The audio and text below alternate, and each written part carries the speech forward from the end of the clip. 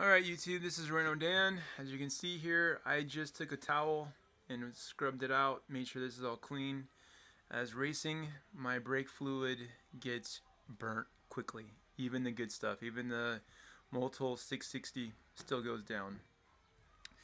This right here happened on the track at my last racetrack because at Atwater my brakes failed me, and that was a track that I needed my brakes. So we did this on the track and it was horrible. As you can see here, it was really bad. We tried to catch it with the water as fast as we could and it still was no good. This is the damage that I did from the crash. I put some little blood and flavor or flair, if you will.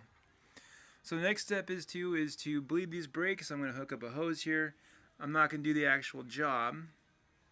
I'm only making this video real quick to show you that Kevin told me the best way to do it was to drain the fluid, refill it up, bleed it until you got no air in the system, and done.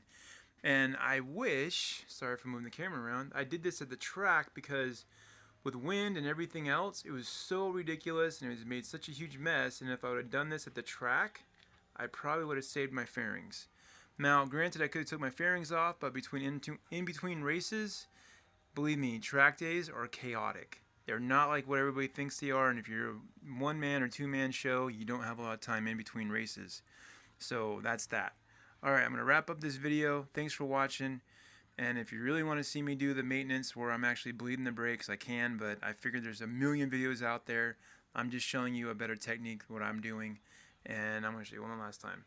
Just take a little paper towel, make sure you're in a bag, because it is volatile, wear gloves, and just clean up in there. That's it. And then refill it, open, close, done. No bubbles in the system. If it's firm, you're finished.